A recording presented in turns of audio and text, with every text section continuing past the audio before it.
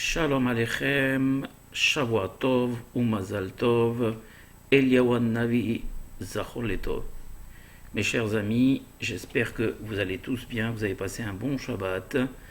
Nous sommes aujourd'hui la Iloula de Adonenu Moreno Verabenu, le Admour de Lubavitch, Rav Schneerson Mendel, Milubavitch, Sruto Yagen Alenu, Ve'al Kol, Amo Israël, et Behemet, on en a bien besoin. Vous savez que il n'est pas dans mon habitude de parler de politique, mais aujourd'hui je vais faire une exception, car aujourd'hui, pour nous et pour le camp religieux, c'est Behemet un jour noir pour le Ham Israël. En effet, aujourd'hui, normalement, devrait être approuvé le gouvernement des usurpateurs, le gouvernement des impies, celui de Bennett Vahaverav, et vous allez voir le lien que je fais avec le titre que j'ai donné, j'ai appelé la coalition du 17 Tammuz. En effet, mes chers amis, comme vous le savez, nous rentrons maintenant dans une période qui a été très néfaste pour le Ham Israël, qui est la période qui va nous séparer de Rosh Chodesh Tammuz jusqu'à Tisha B'Av, une quarantaine de jours à peu près. La période la plus dure est bien sûr entre 17 Tammuz et le 9 Av, qu'on appelle Ben Hametzarim, mais également à partir du Rosh Chodesh Av. On le voit même dans les parachiotes, où toutes ces parachiotes sont une succession de révoltes du Ham Israël et de Xerot Harot qu'Akadosh Baruch Hu a justement décrété sur le Ham Israël pour leur faute. Ils sont restés 40 ans de plus dans le désert. On sait qu'à cause de la faute des Meragelim et le Lashon Hara qu'ils ont dit sur le Ham Israël et le fait que le Ham Israël ait pleuré pour rien, alors Akadosh Baruch Hu a institué malheureusement la destruction des deux temples, du premier et du deuxième temple, le 9 Av, le 17 Tammuz. Se sont passés trois événements majeurs. Le premier des événements dans le temps, c'est bien sûr Moshe Rabbeinu qui a brisé les tables de la loi lors de la faute du veau d'or. Ensuite, et c'est justement le lien que je vais faire avec ce gouvernement, c'est le 17 Tammuz aussi remémore plutôt, la brèche qu'il y a eu dans la muraille de Jérusalem. Il y avait le siège de Jérusalem qui a commencé le 10 Tevet, des deux temples, ils disent les Chachamim, à l'époque des Babyloniens, à l'époque des Romains. Et au bout d'un certain temps, le 17 Tammuz, les ennemis donc ont fendu la muraille de Jérusalem et se sont avancés jusqu'au 9 Av où ils ont brûlé les deux temples. Donc le 17 Tammuz commémore ou remémore encore une fois la brèche qu'il y a eu dans Chomat Yerushalayim. On va justement se poser la question, pourquoi est-ce que les Hachamim ont institué un jeûne sur la brèche, alors que finalement, on devrait justement instituer un jeûne sur le jour même de la destruction, qui est le 9 Av, comme cela a été d'ailleurs fait. Pourquoi instituer un jeûne 3 semaines avant sur quelque chose qui s'est passé après ? Eh bien, nos sages nous expliquent que le plus grave commence toujours au début. C'est-à-dire au moment de la brèche, quand il y a brèche quelque part, alors malheureusement le malheur s'infiltre, le Yetzer Hara s'infiltre. Comme disent par exemple, donnent comme image les Hachamim, que si le Yetzer Hara au début tape à ta porte et tu le laisses entrer, eh bien au début il est invité et ensuite il est le maître de maison. Donc si vous voulez, tout se fait par étapes, rien n'est fait tout de suite. Eh bien également à l'époque, ils disent les Hachamim que le malheur, on le note au début de l'événement, c'est-à-dire au moment où il y a eu brèche dans la muraille de Yerushalayim. Mais brèche veut dire une chose aussi en rapport avec ce qui nous arrive aujourd'hui, comme j'ai promis d'en parler.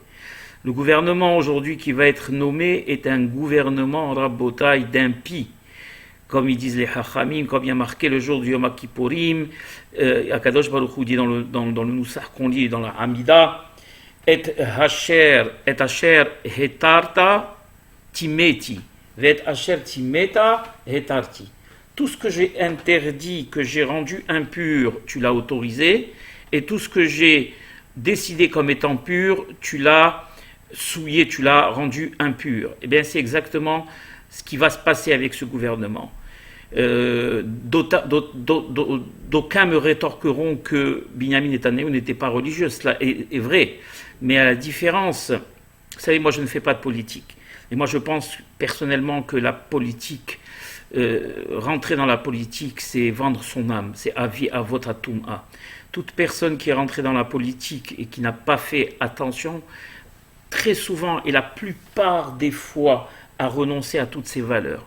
Et c'est parjuré plusieurs fois, ce qui est le cas d'ailleurs de Bennett, qui vient d'un mouvement religieux, on va dire entre guillemets, de droite, et qui a, pour pouvoir justement accéder au pouvoir, il s'est parjuré et il a renoncé à toutes les promesses qu'il avait faites à ses électeurs. Ne jamais s'allier à un gouvernement de gauche. Vous savez, le problème n'est pas d'être de gauche, ou le problème n'est pas d'être de droite. Comme j'ai dit, Netanyahou n'était peut-être pas religieux, mais il y avait quelque chose chez lui qui brûlait à l'intérieur de lui. Eh bien, c'était la fierté de la Moreshet, c'est-à-dire la fierté de nos traditions, la fierté du caractère juif de l'État d'Israël.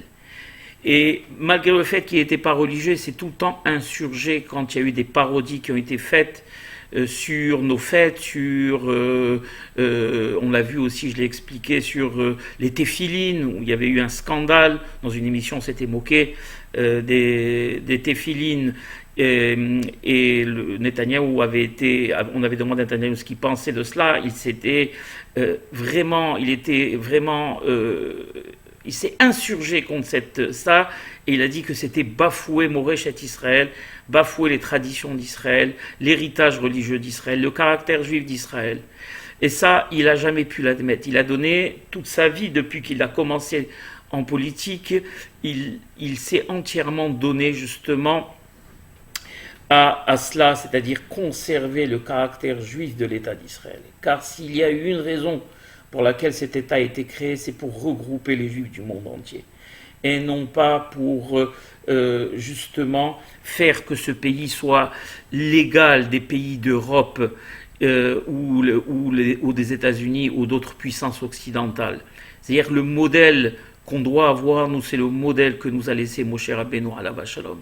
Et non pas, on ne doit pas avoir les yeux tournés vers les capitales occidentales ou vers on va dire les mœurs occidentales. Je n'ai absolument rien contre les mœurs occidentales, je n'ai absolument rien contre les capitales occidentales. Seulement dire que le peuple juif a ses propres mœurs, a ses propres valeurs, a ses propres concepts, et il doit avoir les yeux tournés tout le temps vers Jérusalem, comme on le fait 3 fois par jour dans les prières quotidiennes. Eh bien, là, aujourd'hui, nous avons un nouveau gouvernement qui va justement autoriser tout ce que Hakadosh Baruch Hu a interdit. Et justement, c'est ça la brèche dans la muraille de Jérusalem. On va commencer à autoriser l'ouverture des commerces le Shabbat, à autoriser les autobus le Shabbat, en prétextant qu'on devait aussi penser à ceux qui ne respectaient pas le Shabbat. J'ouvre une parenthèse pour vous dire que depuis des dizaines d'années où la circulation, les autobus publics sont interdits Shabbat, je ne me rappelle pas d'une fois où en été, les plages de Tel Aviv n'aient pas été bondées de monde. Donc tout cela, c'est justement que du Hevel Havalim, des prétextes. Quelqu'un qui a envie de sortir, personne ne l'en empêche, et il a les moyens, il pourra trouver les moyens qu'il veut pour sortir. On appelle ça, d'ailleurs, ils appellent ça kfiyat datit, c'est-à-dire l'obligation de rendre religieux tout le pays. Moi, j'appellerais ça aujourd'hui kfiyat hilonit, l'obligation de rendre laïque tout le pays. On va autoriser aussi les mariages réformés. On va bien sûr simplifier sûrement la conversion. On va enlever, c'est-à-dire qu'on va supprimer le passage par le rabbinat. On sait ce que ça va entraîner la Hamana Itzlan comme Mamzerim. On va aussi bientôt peut-être qu'on interdira la mila, tout est possible. On va autoriser les mariages non religieux, Rahman al-Islam. Dernièrement, j'ai entendu de la part d'un ami où on m'a dit qu'on allait taxer, donner des amendes à ceux qui faisaient mettre les téphilines dans la rue, en Israël, Rabotai, en Eretz Israël, les personnes qui poussent ou qui veulent faire une mitzvah, quelqu'un lui mettre les téphilines, eh bien seront taxés. Il y aura une amende contre eux. Vous vous rendez compte, Rabotai, du Hurban, c'est un Hurban Gamour qui va se passer. Un Hurban Gamour, une catastrophe Gmoura, et c'est ce que j'ai dit aux membres de mon groupe TorahDiffusion.ma. D'ailleurs, normalement aujourd'hui, on aurait dû apposer notre nouvelle maquette, que Be'ezat Hashem bientôt vous verrez, mais j'ai décidé aujourd'hui de ne pas la poser, car cette maquette présente tous nos hachamim, et ces impies ne méritent pas une maquette où on présente les seigneurs d'Israël. Hakadosh Baruch Hu nous aidera, Be'ezat Hashem, à faire tomber ce gouvernement. Bien sûr, pas que Dieu en préserve par la violence, mais seulement par les prières. Demander à Kadosh Baruch Hu qu'il intercède et que les Hachamim intercèdent en notre faveur pour que Béhémet, ces gens-là reviennent à la raison. Car je peux vous assurer, et je vais vous lire ce que dit le Rambam, qu'il a écrit il y a 9 siècles à Botaï dans Igeret Teman, que Béhémet, ces gens-là, je doute qu'ils soient juifs à l'origine. C'est impossible qu'on puisse détester, haïr autant les traditions. Je ne parle même pas de religion. Vous remarquez que je ne parle même pas de religion. Il est bien sûr évident que le devoir de quelqu'un de religieux, c'est de faire aimer cette religion à ceux qui ne la connaissent pas. C'est d'entraîner le plus possible des personnes à écouter de la Torah, à se rapprocher des traditions et de la religion, mais Hazve Haïla n'obligeait personne. Chacun est libre dans sa conscience de faire ce qu'il veut. Mais par contre, il y a une chose sur laquelle je ne renoncerai jamais, c'est que il est impossible pour moi d'admettre qu'on déteste et qu'on hait le caractère juif de l'État d'Israël. D'accord ? Aimer le caractère juif de l'État d'Israël ne veut pas dire que Hazve Halila, on discrimine les autres religions qui vivent avec nous en paix. Bien au contraire, notre devoir à nous, c'est de faire en sorte que musulmans, chrétiens et juifs vivent en harmonie. Mais on ne peut pas et on ne pourra jamais nier le fait que Jérusalem est une ville juive et le peuple et le Médinat Israël ne pourra rien être d'autre qu'un pays, qu'un État juif. Quoi qu'on ait décidé de faire, ça sera juste si on décide de le faire de manière intelligente et de manière consciente, alors Akadosh Baruch Hu nous laissera agir. Si on décide de rendre cet État un État pareil à toutes les autres nations et à tous les autres États, alors Akadosh Baruch Hu nous punira, et ça je peux, que Dieu en préserve, vous l'assurer. Laissez-moi juste vous lire ce qu'a écrit le Rambam à ce sujet dans Igeret Teman. Vous savez qu'à l'époque, il y a à peu près 9 siècles, le Rambam avait vu que beaucoup de communautés juives dans le monde étaient harcelées et on les poussait à la conversion. C'était un moment très très dur pour les juifs de la Galoute. Et donc il a écrit cette lettre, une très très très belle lettre dans laquelle il les encourageait à tenir le coup et à se renforcer dans Emunat Hashem et Emunat Moshe Rabbeinu alav shalom. Et je vais vous traduire ce qu'il dit, et c'est valable pour nous aujourd'hui, puisque nous nous trouvons justement dans cette situation. Malgré le fait qu'on ait un État, malgré le fait qu'on ait une capitale, eh bien aujourd'hui on retourne en arrière à Haman al-Islam. Alors écoutez ce qu'il dit.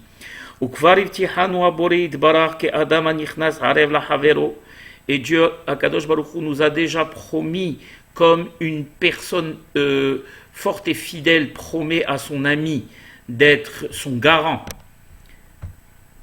Vedailano be'arvuto, et il nous suffit justement de cette garantie que nous a donnée Akadosh Baruch Hu. Veudianu shekolmi she'amad al Sinaï, et il nous a fait savoir Akadosh Baruch Hu que tout celui qui s'est tenu sur le mont Sinaï, she'ema minim binvoat Moshe, qui croit en la névoa de Moshe Rabbeinu alav shalom.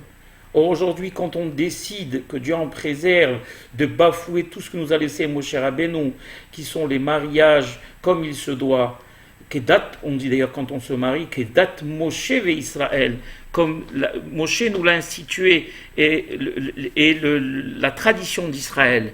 Donc quand on décide d'oublier tout ce que Moshe a institué, la Haman al-Itzlan, eh bien, il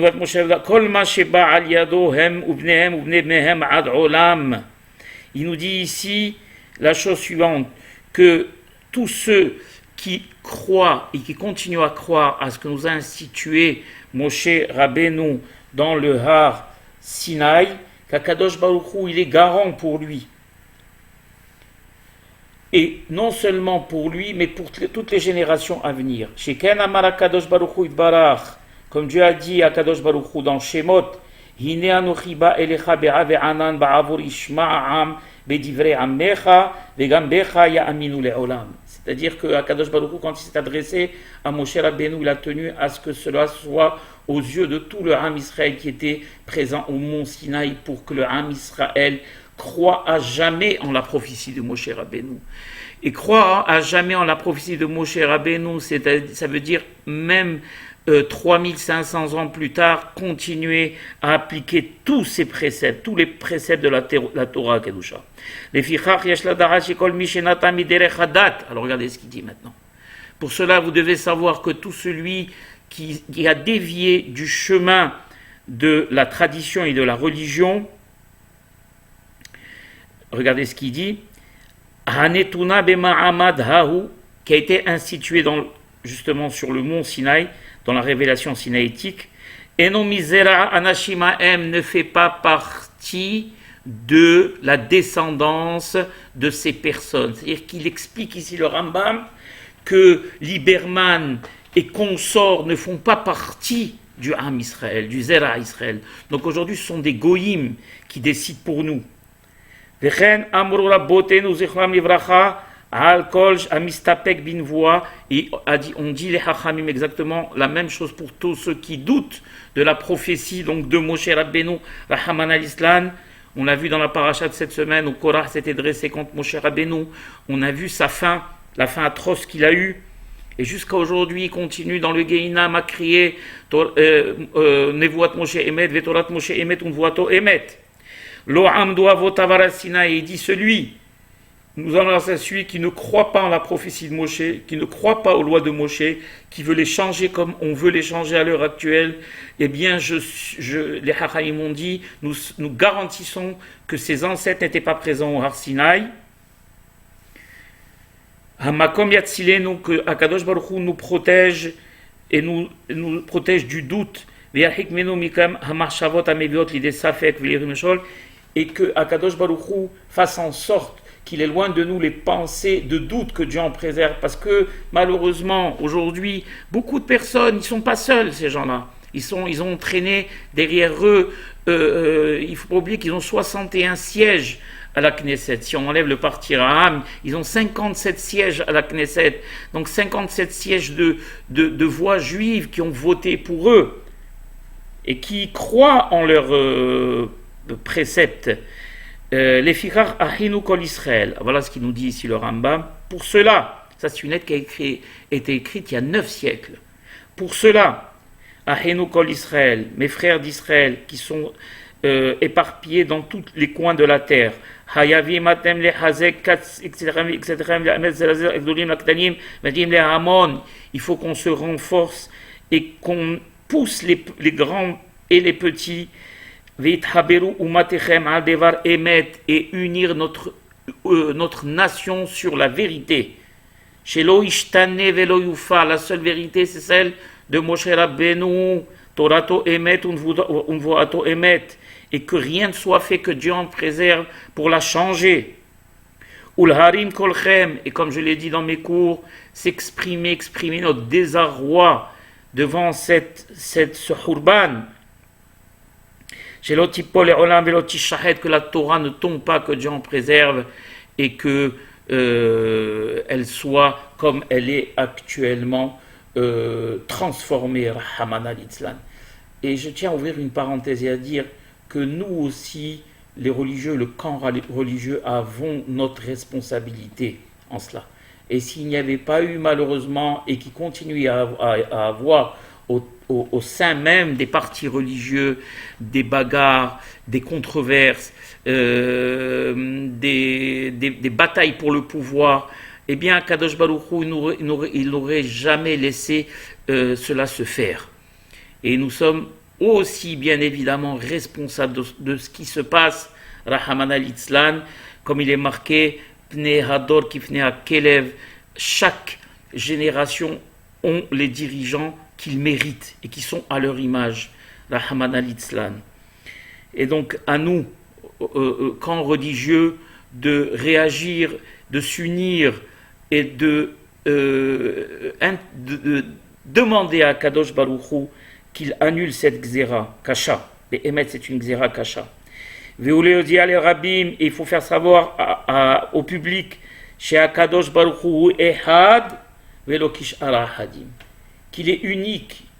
Unique, c'est-à-dire qu'il est unique dans son unicité. Et qu'il n'y a pas d'autre unicité que la sienne.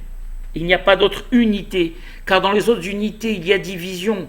Mais dans Akadosh Baruch Hu, dans son unité, il n'y a pas division. Il y a Béhémet, unité complète.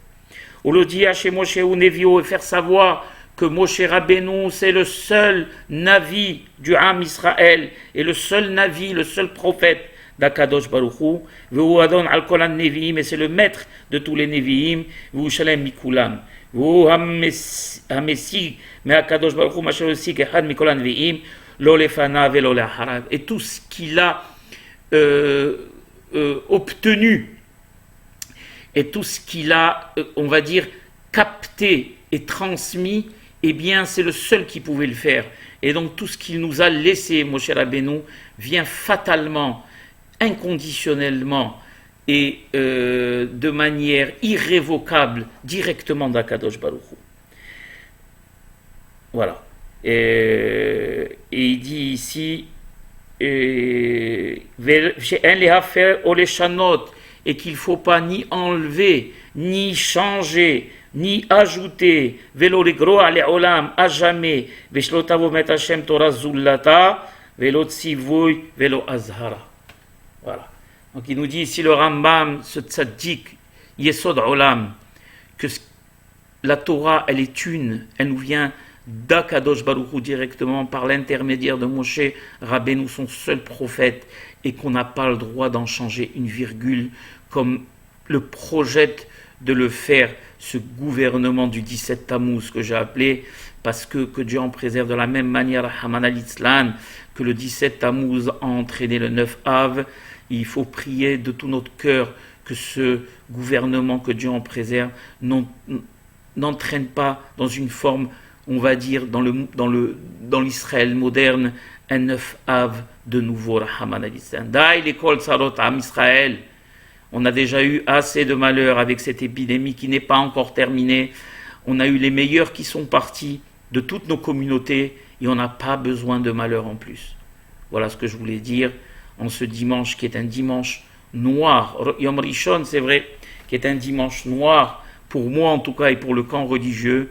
Et prions à Kadosh Baruch Hu pour qu'il annule cette gzera, parce que Bémet c'est une gzera, et qu'il fasse échouer tous ces impies. Amen ve Amen. Shavua Tov, mes chers amis, ou Mazal Tov.